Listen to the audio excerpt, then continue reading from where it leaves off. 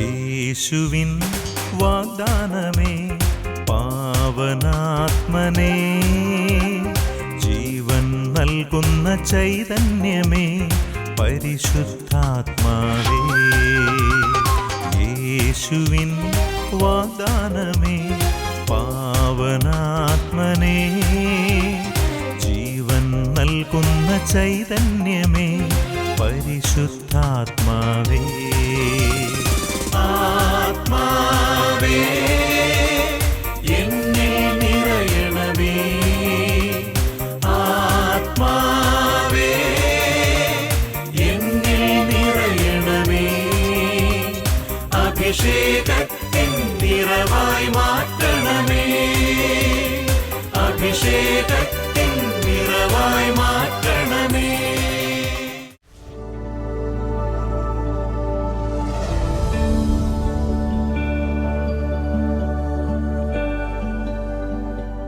തിരുവചനങ്ങൾ നമ്മുടെ ജീവിതപാതയ്ക്ക് വെളിച്ചം നൽകുന്നു. ക്രിസ്തു ഭൂമിയിൽ ദൈവരാജ്യം സ്ഥാപിച്ചത് സുവിശേഷ പ്രഘോഷണത്തിലൂടെയാണ്. സജീവവും ഊർജ്ജസ്വലവുമായ തിരുവചനത്തിന്റെ ശക്തി നമ്മുടെ ജീവിതത്തിൽ ഉണ്ടാകാവുന്ന പ്രതികൂല സാഹചര്യങ്ങളെ നേരിടുവാൻ നമ്മെ സഹായിക്കുന്നു. ക്രിസ്തുവിന്റെ മാംസവും രക്തവുമായ ആ തിരുവചനങ്ങളുടെ ശക്തിയിൽ ക്രൈസ്തവരായ നമുക്ക് ഓരോരുത്തർക്കും വളരാം. ഇന്ന് നമുക്കായി സന്ദേശം നൽകുന്നത് കാരീസ് ഭവനിലെ അനീഷ് മുണ്ട്യാനിക്കലച്ചനാണ്. ഇന്നത്തെ വചന ശുശ്രൂഷയിലേക്ക് നമുക്ക് പ്രവേശിക്കാം. ദൈവം നമ്മെ സമർത്ഥമായി അനുഗ്രഹിക്കട്ടെ.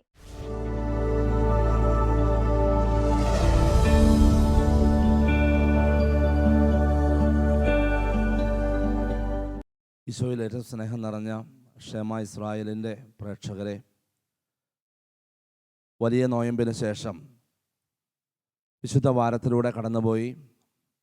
ഈ നോമ്പിൽ നമ്മൾ സ്വീകരിച്ച പുണ്യങ്ങളുടെയും നമ്മൾ സ്വീകരിച്ച അനുഗ്രഹങ്ങളുടെയും ഏറ്റവും പ്രധാനപ്പെട്ട കാലഘട്ടത്തിലേക്ക് നമ്മൾ പ്രവേശിക്കുകയാണ്.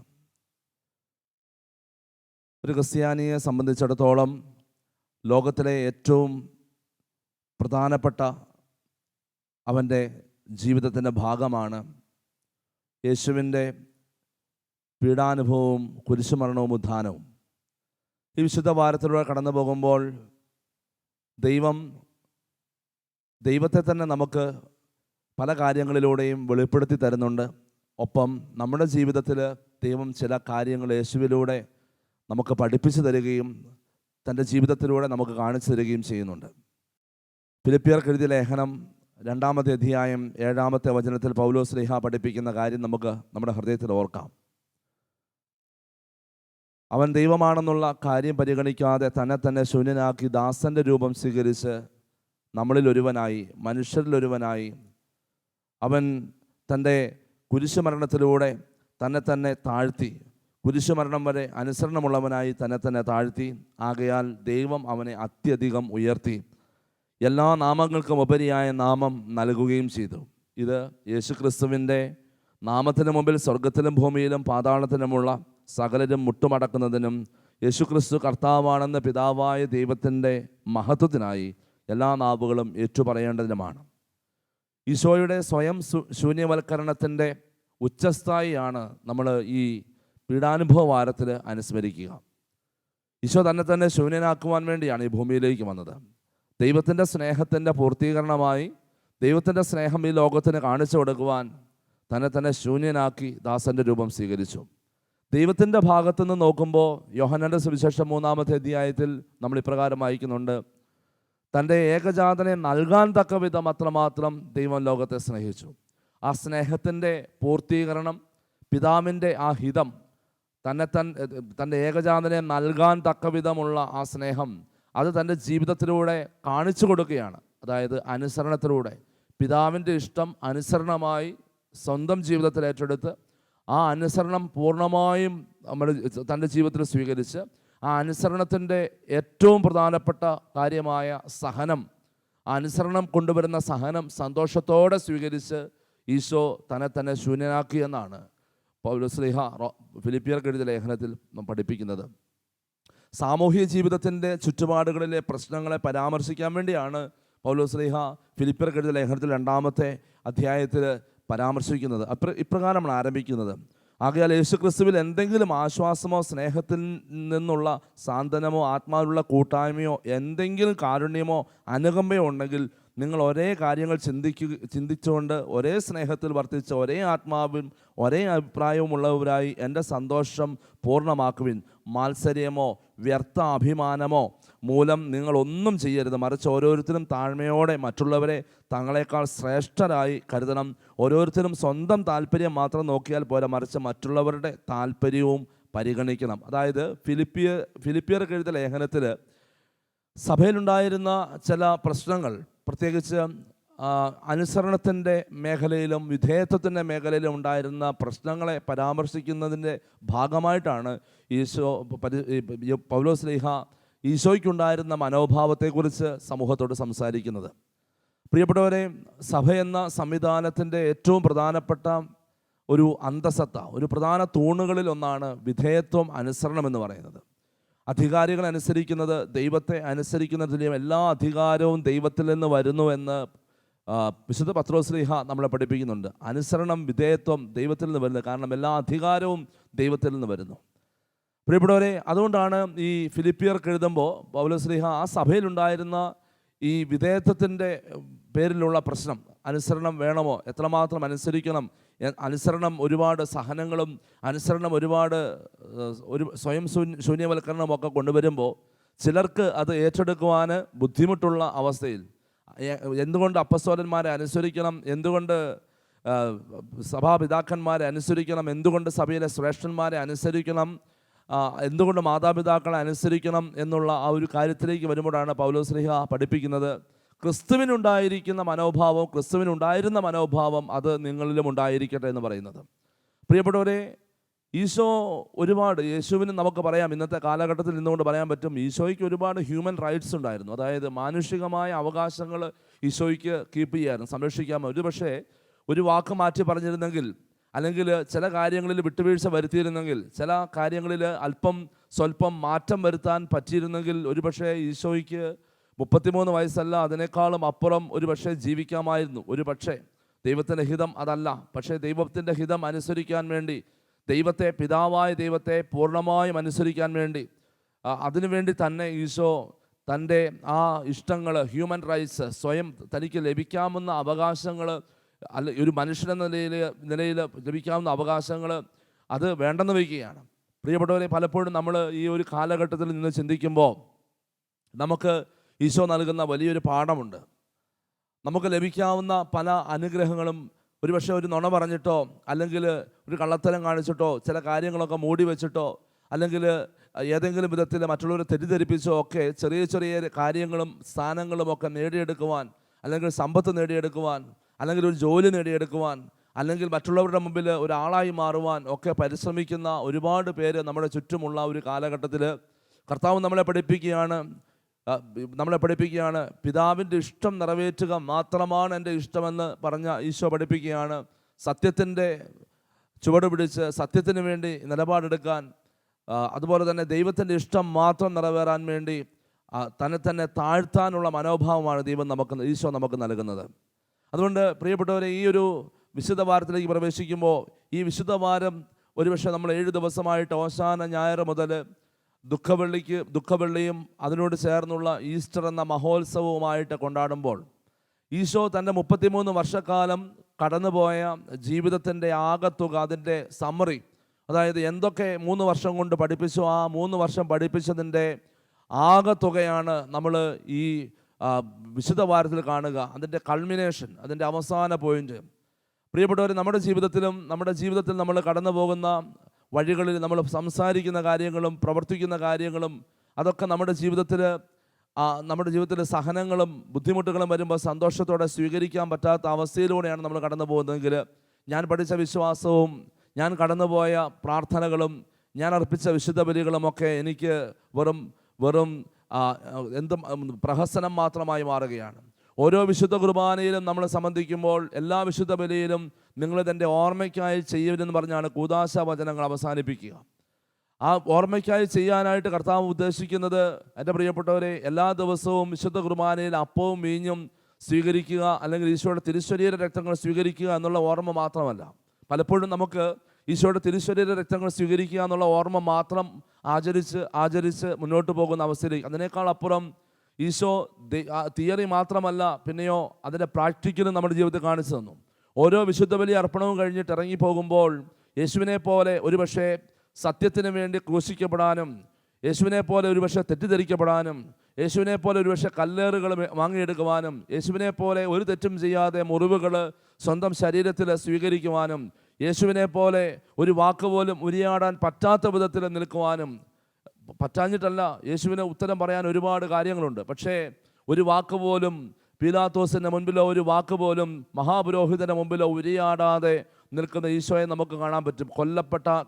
കൊല്ലുവാനായിട്ട് നിൽക്കുന്ന കുഞ്ഞാടിനെ പോലെ, കൈയും കാലും ബന്ധിച്ചിട്ട് കൊല്ലുവാനായിട്ട് നിൽക്കുന്ന കുഞ്ഞാടിനെ പോലെ ഒരു വാക്ക് പോലും ഉരിയാടാതെ എല്ലാം ദൈവഹിതമാണെന്ന് തിരിച്ചറിഞ്ഞ് സ്വീകരിക്കുന്ന ഈശോയെ നമുക്ക് കാണാൻ സാധിക്കും. ആ ഒരു മനോഭാവത്തിലേക്ക് വളരാത്തത് കൊണ്ട് ജീവിതത്തിലും അതുപോലെ തന്നെ സമൂഹ ജീവിതത്തിലുമൊക്കെ ദുരിതങ്ങൾ അനുഭവിക്കുന്ന ഒത്തിരിയേറെ പേരുണ്ട്. സഹനങ്ങളെ സന്തോഷത്തോടെ സ്വീകരിക്കാൻ പറ്റാത്തവരുണ്ട്. സഹനങ്ങളുടെ ഈ ആഴ്ചയിൽ, കർത്താവിൻ്റെ മഹത്വത്തിൻ്റെ ഈ ആഴ്ചയിൽ രണ്ടും ഒന്ന് തന്നെയാണ്. സഹനത്തിൻ്റെ ആഴ്ചയും മഹത്വത്തിൻ്റെ ആഴ്ചയും ഒരേ ആഴ്ചയിൽ വരുന്ന വിശുദ്ധ വാരത്തിലൂടെ നമ്മൾ കടന്നു പോകുന്നത്. ആരംഭിക്കുന്നത് ഓശാന ഞായറാഴ്ചയാണല്ലോ. പുറമേ നമുക്ക് തോന്നും മഹത്വത്തിൻ്റെ ദിവസമാണെന്ന് നമുക്ക് തോന്നാം.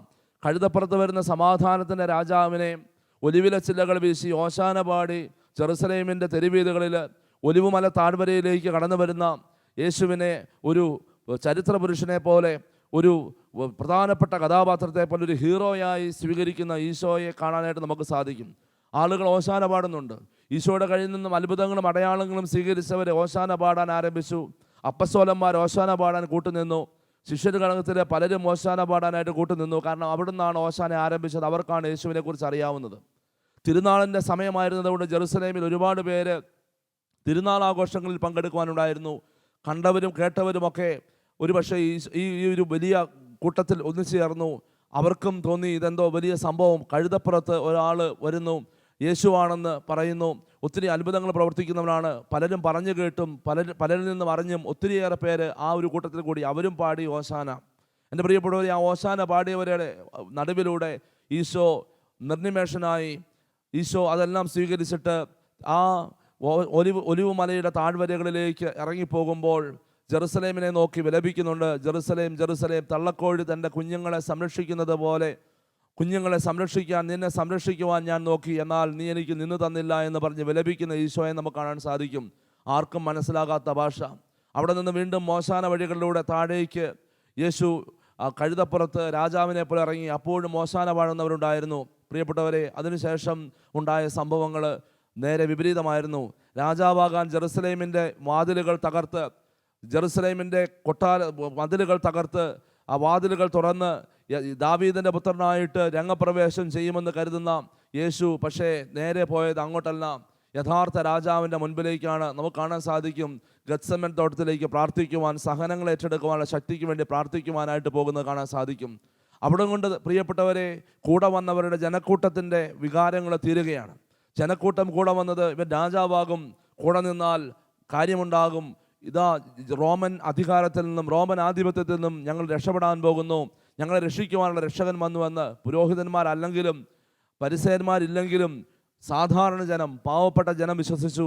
ശിഷ്യന്മാരും കൂടെ കൂടി. അതുകൊണ്ടാണ് പീഡാനുഭവത്തിൻ്റെ പ്രവചനത്തിലെ 3-ാമത്തെ പ്രവചനം മത്തായിയുടെ സുവിശേഷത്തിൽ നമ്മൾ വായിക്കുന്നുണ്ട്. ആ പ്രവചനത്തിന് ശേഷം അവിടെ വെച്ച് തന്നെ സെബദീ പുത്രന്മാരുടെ അമ്മ ഈശോയുടെ മുമ്പിൽ വന്ന് യാചനാപൂർവ്വം പ്രണമിച്ചുകൊണ്ട് പറയുന്നുണ്ട്, എൻ്റെ മക്കളെ യോഹന്നാനെയും യാക്കോബിനെയും നിന്റെ ഇടതും വലതും ഇരിക്കുവാൻ നീ അനുവാദം തരണമെന്ന് പറയുമ്പോൾ ഈശോ അതിനെ നിഷേധിക്കുന്നുണ്ട്. തൻ്റെ രാജ്യം ഐഹികമല്ലെന്നും ഇടതും വലതും ഇരിക്കേണ്ട സ്ഥാനം നൽകേണ്ടത് താനല്ല, അത് ദൈവമാണെന്നും പിതാവാണെന്നും ഈശോ അവിടെ വെച്ച് സെബദീ പുത്രന്മാരുടെ അമ്മയോട് വളരെ വ്യക്തമാക്കി കൊടുക്കുന്നുണ്ട്.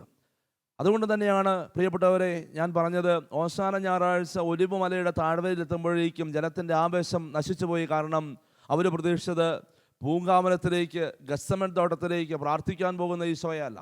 പിന്നെയോ അവർ പ്രതീക്ഷിച്ചത് അതിനുമപ്പുറം കാണുന്ന ജെറുസലേം മതിലിൻ്റെ പ്രധാന കവാടത്തിലൂടെ രാജാവായി ജെറുസലേം നഗരത്തിൽ പഴയ ജെറുസലേമിൽ പ്രവേശിക്കുന്ന യേശുവിനെയാണ് അവർ കണ്ടത്. പക്ഷെ അതുണ്ടായില്ല. എൻ്റെ രാജ്യം ഐഹികമല്ല എന്ന് പറയുന്നതിൻ്റെ അർത്ഥം അപ്പോൾ അവർക്ക് ആർക്കും മനസ്സിലായില്ല. അതുകൊണ്ട് തന്നെയാണ് പ്രിയപ്പെട്ടവരെ, അവിടെ വെച്ച് നടക്കുന്ന ഒരു സംഭവം, ഈ പൂങ്കാവനത്തിൽ പ്രാർത്ഥിക്കാൻ പോകുമ്പോൾ അവിടെ വെച്ചാണ് യൂദാസ്, അതിനുശേഷമാണ് ഈശോയെ ഒറ്റുകൊടുക്കുന്നത്. ഒരുപക്ഷെ യൂദാസിന് പോലും അവസാന നിമിഷം വരെ ഒരു പ്രതീക്ഷയുണ്ടായിരുന്നു, ഇവൻ രാജാവാകും, ജെറുസലേം കോട്ടയ്ക്കുള്ളിലേക്ക് പ്രവേശിച്ചിട്ട് അധികാര സ്ഥാനങ്ങളെ വിറപ്പിച്ചുകൊണ്ട് അധികാരം ഏറ്റെടുക്കും, അതിനുള്ള ആളും ബലവും ഒക്കെ ഉണ്ട്. പക്ഷേ ആ ഓശാന ഞായറാഴ്ച പ്രധാനപ്പെട്ട ഞായറാഴ്ചയായിരുന്നുവെങ്കിലും, ആ ഓശാന ദിവസം പ്രധാന ദിവസമായിരുന്നെങ്കിലും പ്രിയപ്പെട്ടവരെ, ജനം പ്രതീക്ഷിച്ച പോലെ കാര്യങ്ങൾ നടന്നില്ല. അതുകൊണ്ട് യൂദാസ് അവനെ ഒറ്റുകൊടുക്കാൻ അവസാന തീരുമാനമെടുക്കുകയാണ്, ചുംബനം കൊണ്ട് ഒറ്റുകൊടുക്കുവാനായിട്ട്. അതുകൊണ്ട് യഥാർത്ഥ ഓശാന എന്ന് പറയുന്നത് യേശുവിൻ്റെ മനസ്സിൽ ഉള്ള കാര്യം ജനക്കൂട്ടം ആർത്തു വിളിക്കുമ്പോഴും കർത്താവിൻ്റെ മനസ്സിൽ വളരെ വ്യക്തമായ പ്ലാനും പദ്ധതിയുമുണ്ട്. അത് മറ്റൊന്നുമല്ല, ഈ സഹനങ്ങളെ ഏറ്റെടുക്കുവാനുള്ള ശക്തി തനിക്ക് ലഭിക്കണം. അതുകൊണ്ട് ഈശോ ഗത്സമൻ തോട്ടത്തിലേക്ക് പ്രാർത്ഥിക്കാൻ വേണ്ടി പോവുകയാണ്. ആ പ്രാർത്ഥനയിലാണ് നമുക്ക് കാണാൻ പറ്റും, യേശു അവിടെ ഉണർന്നിരുന്ന് രക്തം വിയർത്ത് പ്രാർത്ഥിച്ചു. ആ പ്രാർത്ഥനയുടെ അവസാനം മാലാഖമാർ വന്ന് അവനെ ശുശ്രൂഷിച്ചുവെന്ന് വചനം നമുക്ക് പറഞ്ഞു തരുന്നുണ്ട്. ആ പ്രാർത്ഥനയിൽ സഹനം ഏറ്റെടുക്കുവാനുള്ള ശക്തി നൽകി. എൻ്റെ പ്രിയപ്പെട്ടവരെ, പിന്നീട് അങ്ങോട്ട് നമ്മൾ കാണുന്ന കാര്യം ഒരു പക്ഷേ പെസഹ വ്യാഴമോ അല്ലെങ്കിൽ അന്ത്യത്താഴ സമയമോ ഒക്കെ അതിനുശേഷം നടന്ന കാര്യങ്ങളായിരിക്കാം. അതിനുശേഷം ദുഃഖ വെള്ളിയാഴ്ച ഈശോ കുരിശുമെടുത്ത് പോകുന്നുണ്ട്. അതിനു മുമ്പ് കയ്യഫായുടെ അരമനയിലും പീലാത്തോസിൻ്റെ അരമനയിലും മഹാപുരോഹിതൻ്റെ മുമ്പിലും ഒക്കെ ചെല്ലുമ്പോൾ ഈശോ ധൈര്യപൂർവ്വം നിശബ്ദനായി നിൽക്കുന്നത്, തനിക്ക് കിട്ടേണ്ട ഉത്തരം ദൈവത്തിൽ നിന്ന് കിട്ടി. താൻ കടന്നു പോകേണ്ട വഴി അത് നിശ്ചയമാണ്, താൻ കുടിക്കേണ്ട പാനപാത്രം കുടിക്കേണ്ടത് നിർബന്ധമാണെന്ന് അറിയുന്നത് കൊണ്ട് മറുപടി മനുഷ്യരോട് പറയുന്നത് കൊണ്ട് പ്രയോജനമില്ല എന്ന് മനസ്സിലാക്കി നിശബ്ദമായിട്ട് സഹിച്ച് ദൈവത്തിൻ്റെ ഇഷ്ടം പൂർണ്ണതയിൽ നിറവേറ്റുന്ന ഈശോയെ നമുക്ക് കാണാൻ സാധിക്കും. അതിൻ്റെ അവസാനമാണ് വീണ്ടും യഥാർത്ഥ മഹത്വത്തിൻ്റെ ദിവസമായ പ്രിയപ്പെട്ട ഉയർപ്പ് തിരുനാൾ വരുന്നത്. ഓശാന ഞായറാഴ്ചത്തെ മഹത്വം നമ്മൾ കണ്ണുകൊണ്ട് കാണുമ്പോൾ നമുക്ക് തോന്നിപ്പോകും ഈശോ യഥാർത്ഥത്തിൽ ദൈവമാണെന്നോ ദൈവപുത്രനാണെന്നോ, അല്ലെങ്കിൽ മനുഷ്യരുടെ ആ ജൈവിളികൾ കാണുമ്പോൾ നമുക്ക് തോന്നിപ്പോകും ഇതാണോ യഥാർത്ഥ ഈസ്റ്റർ എന്ന്. പക്ഷേ അല്ല, യഥാർത്ഥ ഈസ്റ്റർ സംഭവിക്കുന്നത് പീഡാസഹനത്തിനും കുരിശുമരണത്തിനും ശേഷം 3-ാം ദിവസം ഉയർത്തെഴുന്നേൽക്കുമ്പോഴാണ്. ആ മഹത്വം കൊടുക്കുന്നത് മനുഷ്യരല്ല. ഇവിടെ നമുക്ക് കാണാൻ സാധിക്കും ആ മഹത്വം കൊടുക്കുന്നത് മാലാഖയാണ്. മഗ്ദലന മറിയത്തിന് പ്രത്യക്ഷനായിട്ട് മാലാഖയാണ് സംസാരിക്കുന്നത്. അതുപോലെ തന്നെ മറ്റുള്ളവർക്കും മാലാഖ എന്ന് പറയുന്നുണ്ട്, നിങ്ങൾ നോക്കി നിൽക്കുന്ന ആൾ ഇവിടെ ഇല്ല, നിങ്ങൾ ആരെയാണോ പ്രതീക്ഷിച്ചത് ആൾ ഇവിടെ ഇല്ല, ഉയർത്തെഴുന്നേറ്റു, ഉദ്ധാനം ചെയ്തു. പ്രിയപ്പെട്ടവരെ, അതുകൊണ്ട് ഒരു വ്യക്തിയുടെ ജീവിതത്തിൽ മനുഷ്യർ തരുന്ന മഹത്വമല്ല പ്രധാനപ്പെട്ടത്, മറ്റു വ്യക്തികൾ നൽകുന്ന മഹത്വമല്ല പ്രധാനപ്പെട്ടത്. ഒരുപക്ഷെ വ്യക്തികളുമായി ബന്ധപ്പെട്ട്, സഹോദരങ്ങളുമായി ബന്ധപ്പെട്ട്, ജീവിതവുമായി ബന്ധപ്പെട്ട് മനുഷ്യൻ നമ്മളിൽ നിന്നും ആഗ്രഹിക്കുന്നത് ഒരുപക്ഷെ വേദനയായിരിക്കും. ഓരോരുത്തരും സ്വന്തം നിലനിൽപ്പിന് വേണ്ടി ചവിട്ടിക്കയറാൻ ശ്രമിക്കുമ്പോൾ ആ ചവിട്ടുകളും വേദനകളും സഹനങ്ങളായിട്ട് നമ്മുടെ ജീവിതത്തിലേക്ക് കടന്നു വരാം. പക്ഷേ ആ സഹനങ്ങളെ സന്തോഷത്തോടെ എളിമപ്പെട്ട് ഈശോ സ്വീകരിച്ചതുപോലെ സ്വീകരിക്കുമ്പോൾ പ്രിയപ്പെട്ടവരെ, ദൈവം നമ്മളെ മഹത്വപ്പെടുത്തും. ഉദ്ധാന തിരുനാളിൻ്റെ എല്ലാ ആശംസകളും നേരുന്നു. ദൈവം നമ്മളെ ഓരോരുത്തരെയും സമൃദ്ധമായി അനുഗ്രഹിക്കട്ടെ. ആമേൻ. പൂർണ്ണ മനസ്സോടും പൂർണ്ണ ഹൃദയമോടും പൂർണ്ണാത്മാവോടും ഈശോയെ അങ്ങേ ഞാൻ സ്നേഹിക്കുന്നു. പരിശുദ്ധ പരമാദിവ്യ കാരുണ്യനാഥനായ ഈശോയ്ക്ക് നേരവും ആരാധനയും സ്തുതിയും പുകഴ്ചയും ഉണ്ടായിരിക്കട്ടെ. പ്രിയപ്പെട്ടവരെ, ഈ സമയം വരെ നമ്മൾ ആരെക്കുറിച്ചാണോ, ആരുടെ വചനമാണോ കേട്ടത്, അതേ ഈശോ ഇതാ ഈ ഭൂമിയിൽ ദൃശ്യമായ ഏറ്റവും ചെറിയമായ രൂപത്തിൽ എന്നാൽ അതിശക്തനായി നമ്മുടെ കൂടെ കടന്നു വന്നിരിക്കുന്നു. ഈ വിശുദ്ധ കുർബാനയുടെ ആരാധനയിൽ പങ്കെടുക്കുമ്പോൾ നമ്മൾ വചനം കേട്ട മേഖലകളെ പ്രത്യേകമായിട്ട് സമർപ്പിക്കാം. പ്രത്യേകമായി നമ്മൾ ഉയർപ്പ് തിരുനാളിന് വേണ്ടി ഒരുങ്ങിക്കൊണ്ടിരിക്കുന്നവരാണ്. കർത്താവ് ഈ വിശുദ്ധ വാരത്തിലൂടെ കടന്നു പോകുമ്പോൾ ഞങ്ങളുടെ ജീവിതത്തിൽ ഞങ്ങൾ കേട്ടതനുസരിച്ച് വചനത്തെ എളിമയോടെ സ്വീകരിക്കാനും ദൈവത്തിൻ്റെ പദ്ധതികളെ സന്തോഷത്തോടെ സ്വീകരിക്കുവാനും അധികാരത്തിന് വിധേയപ്പെട്ട് ജീവിക്കുവാനും എളിമ എന്ന പുണ്യം ഉണ്ടാകുവാനും പ്രത്യേകമായിട്ട് പ്രാർത്ഥിക്കുന്നു. ഈശോയെ, ഇപ്പോൾ ഞങ്ങളെ ഓരോരുത്തരെയും സമർപ്പിക്കുന്നു. പ്രിയപ്പെട്ടവരെ, നമ്മൾ ഈ ആരാധനയുടെ മുമ്പിലായിരിക്കുമ്പോൾ ഒരു നിമിഷം നമുക്ക് പ്രത്യേകം ശ്രദ്ധിക്കാം. നമ്മുടെ ജീവിതത്തിൽ എവിടെയെങ്കിലും ദൈവഹിതം സന്തോഷത്തോടെ സ്വീകരിക്കുവാനുള്ള അവസരങ്ങൾ ഈ ദിവസങ്ങളിൽ ഉണ്ടോ എന്ന് പരിശോധിക്കാം. ദൈവത്തിൻ്റെ ഹിതം സന്തോഷത്തോടെ സ്വീകരിക്കുവാൻ കർത്താവ് നമ്മളെ ഓരോരുത്തരെയും പ്രേരിപ്പിക്കട്ടെ. ദൈവഹിതം എന്താണെന്ന് മനസ്സിലാക്കി സ്വീകരിക്കുവാൻ. പീഡാനുഭവ വാരത്തിൻ്റെ, വിശുദ്ധ വാരത്തിൻ്റെ ഏറ്റവും വലിയ പ്രത്യേകത, ജനം മഹത്വമായിട്ട് കാണുന്നതല്ല യഥാർത്ഥ മഹത്വമെന്ന് ഈശോ നമ്മളെ പഠിപ്പിക്കുകയാണ്. ജനക്കൂട്ടം പലതും പറയുന്നുണ്ട്. ജനക്കൂട്ടം പറയുന്നത്, ആളുകൾ പറയുന്നത് അതല്ല യഥാർത്ഥ മഹത്വം നൽകുന്നത്. പിന്നെയോ ദൈവത്തോടുള്ള വിധേയത്വവും എളിമപ്പെടലുമാണ് യഥാർത്ഥ മഹത്വം നൽകുന്നതെന്ന് ഈശോ നമ്മളെ പഠിപ്പിക്കുന്നു. ഒരു നിമിഷം ആത്മാർത്ഥമായ ദൈവം നമ്മുടെ ജീവിതത്തിൽ അനുവദിച്ച് തന്നിരിക്കുന്ന, ഒരുപക്ഷെ അത് ജീവിത പങ്കാളിയാവാം, മക്കളാവാം, മാതാപിതാക്കളാവാം, ദൈവം നമുക്ക് അനുവദിച്ച് തന്നിരിക്കുന്ന അവസ്ഥ അതെന്തുമായിക്കോട്ടെ, ദൈവം അറിയാതെ ഒന്നും സംഭവിക്കുന്നില്ലല്ലോ. നമുക്കിങ്ങനെ ഹൃദയത്തിൽ വിശ്വസിക്കാം. നിൻ്റെ ഒരു തലമുടിനാര് പോലും എണ്ണിത്തിട്ടപ്പെടുത്തിയിരിക്കുന്നു. ദൈവമറിയാതെ, പിതാവറിയാതെ അത് ഒരു തലമുടിനാര് പോലും നമ്മുടെ ശരീരത്തിൽ നിന്നും പോകുന്നില്ല എന്നുള്ള ആ ബോധ്യത്തോടു കൂടി നമുക്ക് സഹനങ്ങളെ സന്തോഷത്തോടെ സ്വീകരിക്കുവാൻ പഠിക്കാം. സഹനങ്ങളെ സന്തോഷത്തോടെ സ്വീകരിക്കുവാനുള്ള കൃപയ്ക്ക് വേണ്ടി പ്രാർത്ഥിക്കാം. പലപ്പോഴും നമുക്ക് സാധിക്കാതെ പോകുന്നുണ്ട്. കർത്താവിനോട് മാപ്പ് ചോദിക്കാം. കർത്താവേ, സഹനങ്ങളെ വിശുദ്ധിയോടെ സന്തോഷത്തോടെ സ്വീകരിക്കുവാനുള്ള കൃപ നൽകണമെന്ന് പ്രാർത്ഥിക്കാം. നമ്മളായിരിക്കുന്ന അവസ്ഥയിൽ നമ്മുടെ മനഃപൂർവ്വമായ ചിന്തകൾ, വാക്കുകൾ മൂലമോ മനഃപൂർവ്വമായ പ്രവൃത്തികൾ മൂലമോ അല്ലാതെ വരുന്ന, ദൈവം അനുവദിച്ച് തരുന്ന സഹനങ്ങൾ, അവയെ സന്തോഷത്തോടെ സ്വീകരിക്കാനുള്ള കൃപയ്ക്ക് വേണ്ടി പ്രാർത്ഥിക്കാം. പ്രിയപ്പെട്ടവരെ, പലപ്പോഴും അതാണ് നമുക്ക് സ്വീകരിക്കാൻ പറ്റാതെ പോകുന്നത്.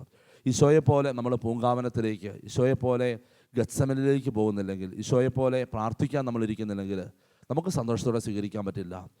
വചനം പഠിപ്പിക്കുന്നു, മാലാഖമാർ അവനെ വന്ന് സഹായിച്ചു. എങ്ങനെയാണ് മാലാഖമാർ സഹായിച്ചത്? ഗത്സമൻ തോട്ടത്തിൽ അവൻ രക്തം വിയർപ്പാക്കി പ്രാർത്ഥിച്ചപ്പോൾ.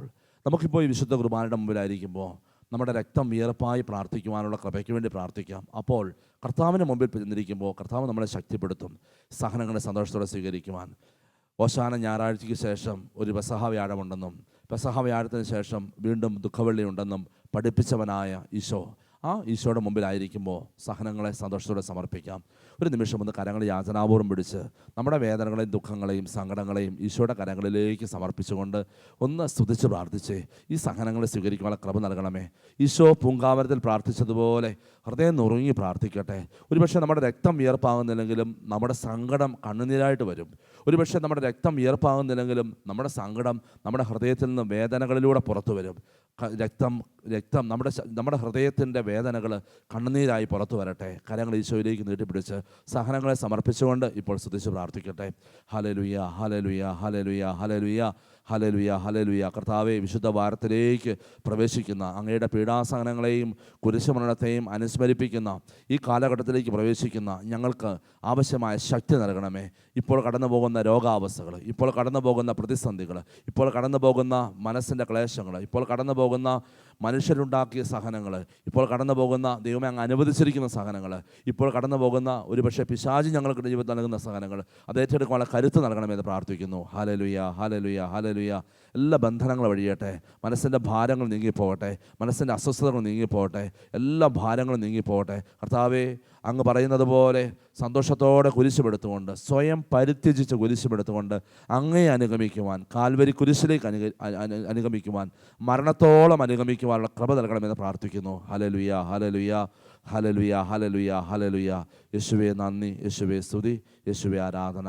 ഒരു നിമിഷം എൻ്റെ പ്രിയപ്പെട്ടവരെ, കരങ്ങൾ കൂപ്പി കണ്ണുകൾ അടച്ച് നമുക്ക് നിൽക്കാം. ദൈവം നമ്മളെ സമാധാനിപ്പിക്കട്ടെ, ദൈവം നമ്മളെ ആശ്വസിപ്പിക്കട്ടെ, ദൈവം നിങ്ങളുടെ വേദനകളിലേക്ക് കടന്നു വരട്ടെ. ഇപ്പോൾ തന്നെ, ഈ നിമിഷം തന്നെ, അല്ലെങ്കിൽ ഈ ദിവസങ്ങളിൽ തന്നെ നിങ്ങളുടെ ജീവിതത്തിൽ കൊണ്ടു നടക്കുന്ന വലിയ ഭാരത്തിൻ്റെ മേഖലയിൽ ദൈവം ഇടപെടുന്നത് വിശ്വാസത്തിൽ ഏറ്റെടുത്ത് പ്രാർത്ഥിക്കട്ടെ. നിങ്ങളുടെ കുരിശ് കർത്താവ് ഏറ്റെടുക്കുന്നത് കണ്ട് പ്രാർത്ഥിക്കട്ടെ. ശിമയോൻ ഈശോയുടെ കുരിശ് ഏറ്റെടുത്തതുപോലെ നിൻ്റെ കുരിശ് സർവശക്തനായ ദൈവം ഏറ്റെടുക്കുന്നത് കണ്ട് പ്രാർത്ഥിച്ച് നിൻ്റെ ആ വലിയ ഭാരം ഈ ദിവസങ്ങളിൽ തന്നെ, ഈ വെള്ളിയാഴ്ചയിലെ ശുശ്രൂഷകളിലൂടെ കടന്നു പോകുമ്പോൾ ഈശോ ഏറ്റെടുക്കുന്നത് കണ്ട് പ്രാർത്ഥിച്ച് കർത്താവായ ഈശോയെ ഇപ്പോൾ മനസ്സിൽ പ്രാർത്ഥിച്ചുകൊണ്ടിരിക്കുന്ന, സമർപ്പിച്ചുകൊണ്ടിരിക്കുന്ന ഓരോ മക്കളെയും അനുഗ്രഹിക്കണമേ. അങ്ങയുടെ ആശീർവാദം ഇപ്പോൾ നൽകുമ്പോൾ ഇത് സ്വീകരിക്കുന്ന ഓരോ വ്യക്തികളെയും ഈശോയെ സമാധാനം, സന്തോഷം, സ്നേഹം എന്നിവയാൽ നിറയ്ക്കണമേ. പരിശുദ്ധ പരമകാരുണ്യമേ,